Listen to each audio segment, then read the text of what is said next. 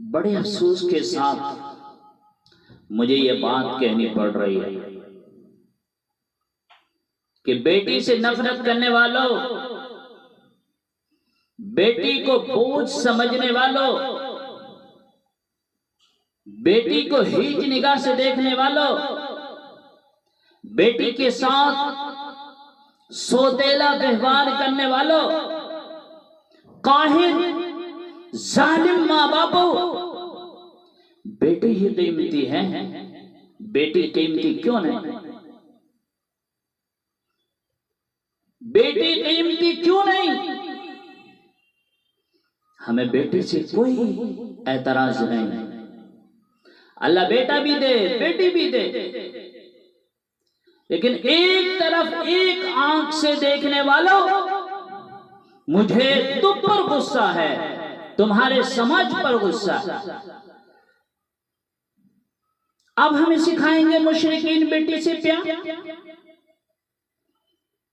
تم اتنے اپنے دین سے دور ہو گئے، نماز چھوڑی، روزہ چھوڑا، رسول اللہ صلی اللہ علیہ وسلم کی سنتوں کو چھوڑا، تم کس نام کے مسلمان ہو؟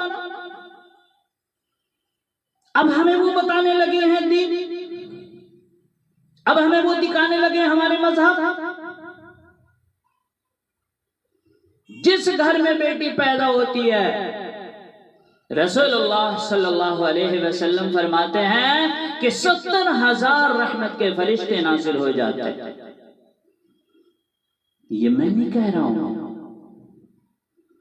کوئی مولوی نہیں کہہ رہا ہے، رسول اللہ صلی اللہ علیہ وسلم فرما رہے ہیں،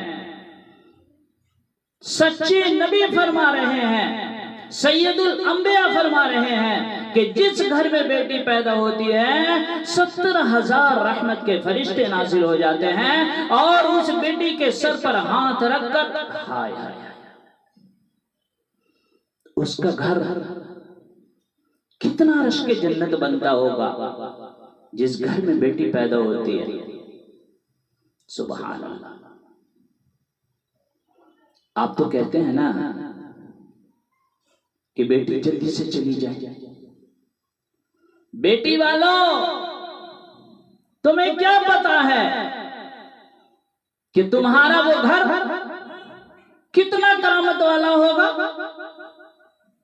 کہ جب بیٹی پیدا ہوتی ہے، رسول اللہ صلی اللہ علیہ وسلم فرماتے ہیں کہ 70,000 رحمت کے فرشتے نازل ہو جاتے ہیں، اور اس بیٹی کے سر پر ہاتھ رکھ کر کہتے ہیں کہ تو بھی کمزور ہے، جس نے تجھے جنا ہے وہ بھی کمزور ہے، لہٰذا مبارک ہو، جب تک تم اس گھر میں رہو گی ہم تمہارے ساتھ رہیں گے۔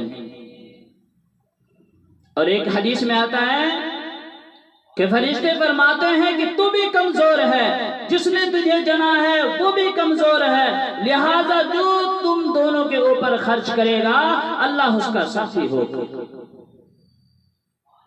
سبحان اللہ۔ ایک بیٹی کے پیدا ہونے پر 70,000 فرشتے، اور دو بیٹی کے پیدا ہونے پر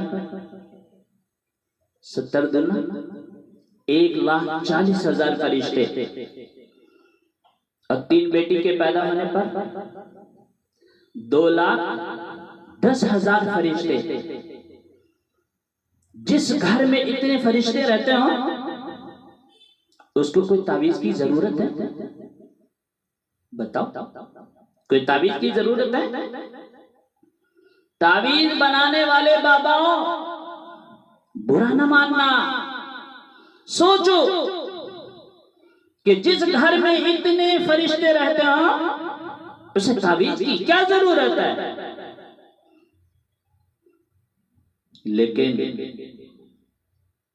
ہمیں بیٹی کی قدر ہی معلوم نہیں، ہم جانتے ہی نہیں کہ بیٹی کی قدر کیا ہوتی۔ اللہ ہمیں بیٹی کی قدر کرنے کی، اسے محبت کرنے کی توفیق عطا فرمائے۔ رسول اللہ صلی اللہ علیہ وسلم نے ارشاد فرمایا کہ جب تم سفر سے واپس آؤ اور کوئی گفٹ یا تحفہ لے کر آؤ، اور وہ دونوں دوڑ کر آئے، بیٹا بھی آئے بیٹی بھی آئے تو پہلے تحفہ بیٹی کو دیا جائے گا، بیٹے کو بعد میں دیا جائے گا۔ پہلے تحفہ کسے دیا جائے گا؟ بیٹی کو دیا جائے گا۔ کیوں؟ بلکہ اگر کسی کو ایک ہی بیٹا ہے اور کئی ساری بیٹیاں ہیں تو جب زیادہ بیٹیاں ہوں تو اہمیت کم ہوتی ہے، یہ فطرتاً چیز ہے۔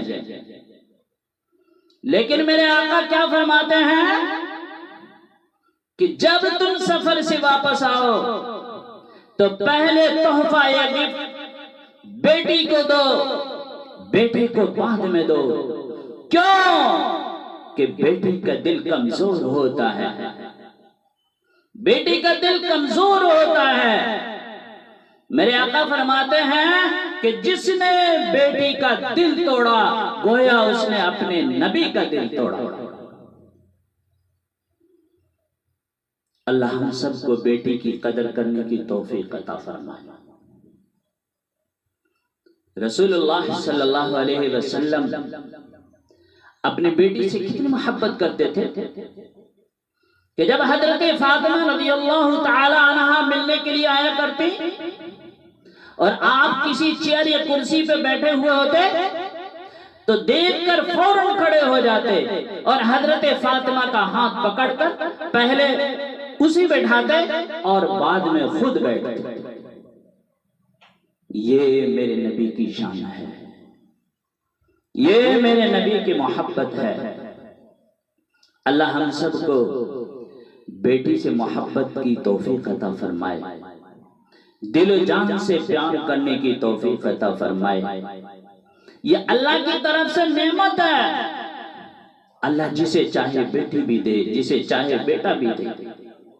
بیٹا دے تو خوش ہوتے ہیں، بیٹی دے تو ناراض ہو جاتے ہیں، غمگین ہو جاتے ہیں، اپنے سر کو جھکا لیتے ہیں۔